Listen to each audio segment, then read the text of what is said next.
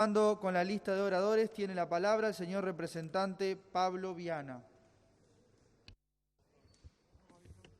Señor presidente, luego del intenso trabajo realizado por la Comisión Especial de nuestra Cámara, de la que tuvimos el honor de integrar, y habiendo sido aprobado por la misma el articulado remitido por la Cámara de Senadores, nos complace que finalmente se trate en el plenario de diputados el proyecto de ley de urgente consideración propuesto por el Poder Ejecutivo. En primer término, cabe recordar que el proyecto de ley en cuestión fue ampliamente debatido, incluso con meses de antelación a su ingreso formal al Parlamento. En virtud de ello, tanto el sistema político como la opinión pública en su conjunto tomaron conocimiento de las disposiciones del proyecto, constatando que las mismas reflejaban las bases programáticas presentadas en campaña electoral, tanto por nuestro partido nacional como por los restantes socios de la coalición, y que a su vez respaldaron el documento Compromiso por el País. Además, el proyecto fue enriquecido en su trámite por esta Casa, ya que tanto en la Comisión Especial del Senado como de la Cámara de Representantes se recibieron aportes de los legisladores de todos los partidos políticos, incluida la oposición, y de la sociedad civil. En tal sentido, el texto original sufrió varias modificaciones, fruto de las distintas negociaciones que buscaron ampliar los consensos. A diferencia de lo que ocurría en tiempos anteriores, la bancada oficialista demostró estar abierta al debate y a contemplar diferentes opiniones, revalorizando la importancia de la función legislativa. En síntesis, el proyecto de ley que hoy nos convoca en este recinto plasma la opción de cambio que eligió democráticamente la sociedad uruguaya. De este modo, se pretende contar con las herramientas jurídicas adecuadas para atender las principales problemáticas que atraviesa nuestro país en materia de seguridad pública, educación, economía, eficiencia del Estado, empleo, etc. No obstante lo anterior, desde el mismo día en que se diera a conocer su primera versión, allá por fines de enero, algunas voces salieron a poner el grito en el cielo, diciendo que la aprobación de esta ley sería poco más que un golpe de Estado técnico, que se estaban avasallando las garantías democráticas y del Estado de Derecho. Salieron a decirle a la ciudadanía que el gobierno encabezado por el Partido Nacional pretendía llevarse puesto al poder legislativo y censurar el debate parlamentario. Varias voces, con un inusitado celo por la defensa de la Constitución, llegaron a afirmar que esta ley era inconstitucional, señor presidente.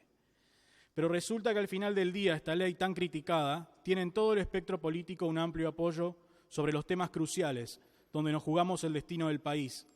Y cuando finalice esta larga discusión, señor presidente, y llegue la hora de votar, los señores representantes de la oposición también acompañarán prácticamente la mitad del articulado de este proyecto. Y este hecho político es para mí un motivo de celebración. Yo me congratulo por la labor de todos los legisladores que hemos realizado, y permítame un reconocimiento especial a los legisladores de la coalición de gobierno, porque evidentemente hemos logrado convencer a varias voluntades que esta ley es una buena ley, que esta ley no debilita la democracia ni al Estado de Derecho, y muy especialmente que esta ley no es inconstitucional. Pero además yo me congratulo, señor presidente, por la actitud que ha tenido el Poder Ejecutivo, encabezado por mi partido, durante todo el procedimiento de aprobación de esta ley que vamos a votar, y que estoy seguro que será la misma actitud de republicanismo y respeto a las instituciones que va a imperar durante estos 5 años de gobierno del Partido Nacional. Desde el día cero, aquí se ha escuchado a todos y a cada uno de los que querían opinar sobre este proyecto. Se escucharon los aportes de la sociedad civil, las sugerencias de la academia y, por sobre todo, se escuchó muy atentamente lo que tenían para decir los señores legisladores de la oposición. En este sentido, el Poder Ejecutivo hizo lugar a muchas sugerencias y propuestas de modificación del proyecto original, que partieron justamente de los legisladores de la oposición. Por las comisiones especiales que se constituyeron en ambas cámaras para el estudio de este proyecto, desfilaron varios ministros, y más de una vez los escuchamos decir: el Poder Ejecutivo entiende pertinente la sugerencia del legislador tal de la oposición y apoya la modificación propuesta. Así que, para tranquilidad de todos, me gustaría responder a las principales objeciones relativas a la legitimidad de este proyecto de ley de urgente consideración.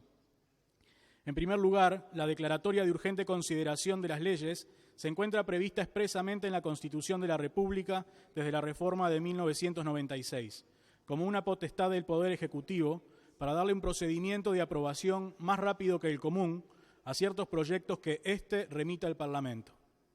Por tanto, mal puede decirse que es inconstitucional o que lesiona el Estado de Derecho un procedimiento que se encuentra expresamente previsto en la Constitución de la República.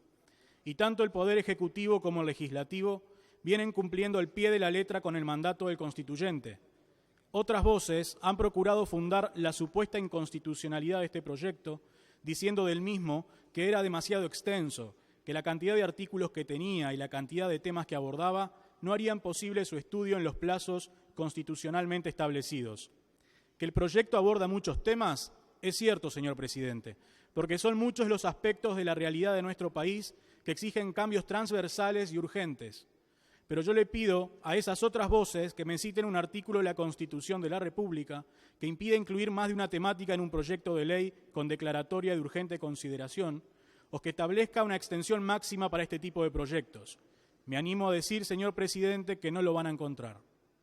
Pero además, yo creo que los hechos se han encargado de desmentir a aquellos que dijeron que los plazos constitucionales no serían suficientes para estudiar este proyecto de ley a fondo. Desde fines de enero se puso a disposición de todos nosotros y de la población en general una primera versión del proyecto, esto es, hace ya más de 5 meses. En abril se concretó el ingreso formal al Parlamento. ¿Acaso a alguno de los miembros de esta Cámara no le alcanzó todo este tiempo para estudiar el proyecto? Yo tengo la impresión, señor presidente, de que más bien sucedió todo lo contrario. Yo he visto a los legisladores de todos los partidos y a los equipos de asesores trabajando horas y horas en este proyecto de ley. Yo no tengo dudas de que el producto final de todo este procedimiento será una ley que tiene encima mucho pienso, mucho estudio de todos los que intervinieron en él de una u otra forma. Se ensayó también una pretendida inconstitucionalidad del proyecto, aludiendo que los temas que este abordaba no eran urgentes. Yo invito a todas esas voces a que vayan a cualquier barrio de la periferia de Montevideo y les digan a los vecinos que viven allí, asolados por los delincuentes, que la situación de inseguridad que atraviesa nuestro país no es una cuestión de urgencia, o que vayan y le digan eso a los productores rurales, víctimas del abigeato, que no para de crecer y que pierden miles de dólares cada vez que entran a faenarles a sus animales. ¿Cómo se puede decir que no es urgente la situación que atraviesa la educación cuando, por ejemplo, solo 4 de cada 10 estudiantes que ingresa a secundaria termina egresando? Más allá de eso, cabe reafirmar que, de acuerdo con lo establecido por la Constitución de la República, lo que se cataloga de urgente es la consideración, es decir, el trámite que se le da al proyecto de ley, en virtud de los plazos establecidos. Es el Poder Ejecutivo el que determina qué asuntos incluye en este tipo de proyectos que se consideran de manera urgente, y al hacerlo, ejerce una potestad discrecional que le da el Constituyente. El marco jurídico consagra un ámbito de discrecionalidad en favor del Poder Ejecutivo, y no hay que tenerle miedo a la discrecionalidad bien ejercida. Discrecionalidad no es sinónimo de arbitrariedad. Indudablemente, más allá de los aspectos jurídicos que enunciamos precedentemente, este proyecto cuenta con una incuestionable legitimidad desde el punto de vista político. No podemos olvidar que a lo largo de toda la campaña electoral, el entonces candidato presidencial Luis Lacalle Pou repitió hasta el cansancio que utilizaría el instrumento de ley de urgente consideración para cumplir a cabalidad con el mandato popular y aplicar las principales propuestas políticas por esta vía. Es así que la mayoría del país respaldó con su voto un proyecto alternativo al vigente en ese momento, cuya plataforma programática fue presentada con total transparencia. Mal que le pese a muchos, la visión de país por la que optó la ciudadanía en las urnas es diferente a la anterior. Naturalmente y con total legitimidad, dicho punto de vista pretende reflejarse en nuestro ordenamiento jurídico para poder llevar a cabo las principales reformas que a nuestro juicio resultan impostergables para mejorar las condiciones de vida de los uruguayos. Siendo coherente con sus principios fundacionales, es lo esperable que un gobierno encabezado por el Partido Nacional ponga el acento en el individuo y su libertad, tal como demostró el Poder Ejecutivo en su abordaje de la pandemia del coronavirus.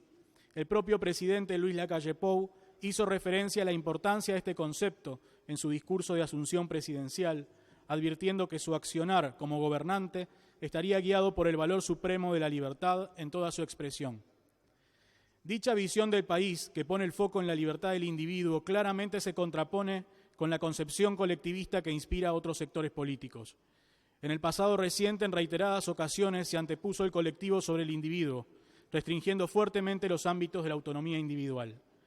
Es decir, que el gobierno tiene toda la legitimidad y respaldo político para llevar adelante su programa y, por tanto, no hace otra cosa que cumplir con lo mandatado por la ciudadanía. Sin perjuicio de que en la discusión particular expondremos con mayor profundidad sobre algunas de las disposiciones contenidas en el proyecto, yo quisiera hacer ahora, señor presidente, algunas breves consideraciones sobre lo que entiendo son los cambios más significativos que traerá esta ley y que nuestro país está necesitando para salir adelante. No hay dudas de que la seguridad pública es uno de los temas que más preocupa a los uruguayos. A nosotros no nos gusta excusarnos, señor presidente, ni hablar de herencias malditas, pero cualquiera se da cuenta de que no será tarea fácil para este gobierno, y discúlpeme la expresión, levantar el muerto que hemos recibido en materia de seguridad. Esta ley incluye un conjunto de medidas tendientes a hacer del Uruguay un país más seguro y donde la gente pueda vivir en paz. Por supuesto que no contiene la fórmula mágica para solucionar todos los problemas, pero claramente constituye un cambio de rumbo significativo en la gestión de la seguridad pública. En primer lugar, quiero resaltar que esta ley es una ley de apoyo a nuestra policía, una ley que busca darle mayor respaldo a estos hombres y mujeres que todos los días se juegan la vida en la calle, a los que les toca salir de su casa y despedirse de su familia sin saber si regresan o no, porque tienen que salir a bailar con la más fea y plantarle cara a una delincuencia que se ha tornado cada vez más violenta y despiadada. A esos héroes de uniforme azul, con esta ley, queremos decirles que estamos con ellos. Queremos decirles que este gobierno y estos legisladores no vamos a permitir que queden impunes aquellos que los agredan, que los insulten o los agravien por realizar su trabajo. Y queremos decirles que confiamos en su profesionalismo. Por eso, con esta ley, les estamos dando más herramientas para que puedan contribuir en la prevención y en la persecución de los delitos. Señor presidente, se nos acusa que con estas medidas estamos favoreciendo el abuso policial, el abuso de la autoridad. Sin embargo, estamos votando esta ley con total seguridad y con total tranquilidad. Y lo hacemos de esa manera porque, a diferencia de otros puntos de vista, nosotros no tenemos ningún sesgo ni prejuicio contra la policía. A nosotros nos importan todos los abusos. Nos preocupa el abuso de los delincuentes, de los que no respetan la vida ni la propiedad del otro. Ese es nuestro enemigo y no la policía. No se puede presumir, señor presidente, que la policía actuará mal abusando de los poderes que le confiere la ley para fines espurios. Nosotros concebimos la labor policial de otra manera. Nosotros en primera instancia respaldamos al policía y si luego se demuestra que éste actuó mal, seremos los primeros en exigir que caiga sobre él todo el peso de la ley, por haber traicionado la confianza que le depositó todo el pueblo uruguayo. Quisiera resaltar también las mejoras sustanciales que introduce este proyecto de ley en el Instituto de la Legítima Defensa. Queremos ser bien contundentes en esto. Somos defensores a ultranza del derecho de los ciudadanos a defender su vida y la de su familia y los bienes que hayan conquistado con años de trabajo y esfuerzo. Si el Estado no le puede garantizar la seguridad a los ciudadanos porque se encuentra ocupado haciendo muchas otras cosas que a mi humilde entender no debería hacer, no le puede exigir a estos que no se defiendan de la manera que puedan ante la agresión de un delincuente. Y nuevamente algunos se rasgarán las vestiduras hablando de que promovemos el gatillo fácil. Gatillo fácil tienen hoy los delincuentes que roban, violan y asesinan sin piedad. Nosotros lo que queremos es darle más seguridad al ciudadano, que como recurso de última instancia tiene que llegar a la lamentable situación de empuñar un arma para defender sus derechos. Nosotros queremos que esa persona, que en realidad se está defendiendo de una agresión de un tercero en su hogar, en su comercio, no resulte después imputado por un delito de homicidio y marche preso por hacer lo que entiendo todos nosotros haríamos si estuviésemos en su lugar. Otro pilar fundamental de esta ley son las disposiciones que refieren a la gestión de la privación de la libertad. Sabemos que tarde o temprano los que hoy están en la cárcel van a volver a salir. Por eso necesitamos que salgan de la mejor manera posible. El mandato del constituyente nos obliga a procurar la rehabilitación de las personas privadas de libertad y evidentemente hace tiempo que el Estado viene fracasando en ese objetivo de rehabilitar a los delincuentes. Y para rehabilitarlos hay que sacarlos de la ociosidad y ponerlos a trabajar. En la sección tercera del proyecto de ley se busca impulsar una reforma del sistema educativo nacional, porque hay algo que funciona mal en nuestro país en este ámbito, y así lo demuestran los informes que realiza el INED. Si bien las modificaciones propuestas son principalmente un reordenamiento en cuanto a la orgánica y al funcionamiento del sistema educativo, también se pretende cambiar el enfoque de la educación en nuestro territorio, adoptar un camino más moderno y amigable con el estudiante, en el entendido de que la educación es el escalón previo a la entrada de un mercado laboral que cada día es más competitivo y demandante. Acá entra en juego el debate sobre el modelo tradicional versus el enfoque por competencias. Entonces tenemos dos estrategias educativas enfrentadas. Por un lado está el modelo tradicional, que refiere a la educación en cuanto a contenidos, entendiendo la evaluación como un instrumento para medir aprendizajes y no como parte del aprendizaje en sí mismo. Por el otro lado, el enfoque por competencias, que busca desmarcarse de esa metodología anacrónica, permitiendo que el estudiante adquiera herramientas para resolver problemas concretos en situaciones particulares. Creo que la definición más atinada sobre este concepto fue dada por Perrenud, que describe a las competencias como la capacidad de actuar eficazmente en un número determinado de situaciones, capacidad basada en los conocimientos, pero que no se limita a ellos. Entender este concepto es clave y el Gobierno entiende que es el mejor enfoque para mejorar la situación preocupante, previamente descrita, de nuestro sistema educativo. Pasando ahora a la sección cuarta sobre economía y empresas públicas, lo primero que figura en el articulado se refiere a la incorporación de una regla fiscal. Se han escuchado muchas críticas sobre este tema, tanto en la comisión del Senado como en la comisión que tuve el privilegio de integrar, pero se han planteado aún más argumentos a favor de esta herramienta de política económica. Lo que busca la regla fiscal es muy fácil de entender y es la sostenibilidad de la deuda pública a través del control del resultado de balance estructural, que implica un ajuste del resultado fiscal con respecto al ciclo económico y a los shocks impredecibles que tiene la economía. El espíritu de esta herramienta busca disminuir la arbitrariedad del gobierno de turno, en el entendido de que no se hipoteque descaradamente a generaciones futuras y que los fondos públicos se utilicen de forma responsable. Por este motivo, es fundamental que se trate de una regla creíble, que priorice objetivos razonables, en lugar de, y citando a la ministra Azucena Arbeleche, atarse a números que son imposibles de cumplir. Y yo agrego, como hizo la administración anterior, que tuvo que cambiar varias veces los topes de deuda que se establecen en la Ley 17.947, porque no se logró mantener una disciplina fiscal adecuada. Por otra parte, en lo que refiere a la libertad financiera, que a mi entender aún no es tal porque la legislación en ese sentido sigue siendo demasiado estricta, se ha dado un paso enorme en favor de las libertades individuales, tan avasalladas durante los últimos 15 años.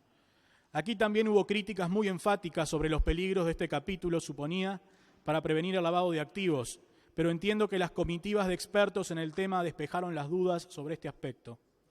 No podemos dejar de decir, señor presidente, que nos apena no poder estar votando con este proyecto la derogación del monopolio de los combustibles que administra la ANCAP, tal como se establecía en el proyecto remitido por el Poder Ejecutivo al Parlamento. Para nosotros la libertad es uno de los valores más importantes inherentes al ser humano y, como lo dijo el presidente de la República en su discurso inaugural, nuestro objetivo es que terminados estos 5 años los uruguayos sean más libres. Es por eso que este servidor no puede apoyar la existencia de ningún monopolio legal, porque estos hacen menos libres a las personas. Se coarta la libertad del emprendedor, del que quiere importar, exportar y refinar petróleo o sus derivados, y ofrecer un producto con la mejor calidad posible, al menor precio posible, y se coarta la libertad del consumidor, al no permitirse elegir a quién comprarle. De más está decir que es una discusión que la teoría microeconómica resolvió hace mucho tiempo, ya que por definición los precios de los monopolios son más altos que aquellos observados en competencia. ¿Cuántos años más de monopolio necesitamos para darnos cuenta de que eso no le sirve a los uruguayos? Hoy en día toda la población es rehén del ANCAP, todo el sector productivo es rehén de los precios del combustible impuestos por ANCAP. Incluso el precio del barril del petróleo llegó a ser negativo en Estados Unidos y eso no se pudo aprovechar correctamente. ¿Abrir el mercado de crudo implica una pérdida de soberanía? ¿Soberanía con respecto a qué? El hecho de no haber sido tomadores de precios por tanto tiempo nos ha salido muy caro y resultó en que tengamos el combustible más costoso de la región.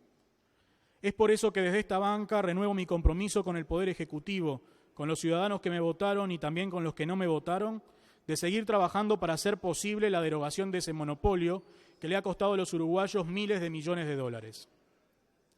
Lamentablemente, también me veo en la obligación de recordar que una de las disposiciones claves de la sección relativa al sector agropecuario fue retirada por falta de acuerdo dentro de distintos actores políticos y que estaba contenida en el proyecto original que remitiera el Poder Ejecutivo.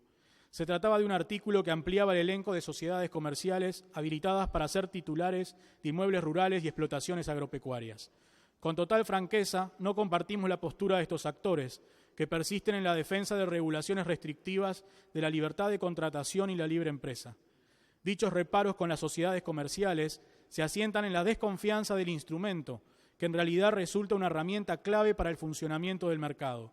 La constitución y utilización de personas jurídicas para realizar negocios aportan dinamismo en las relaciones comerciales, fomentan la inversión y la generación de empleo genuino.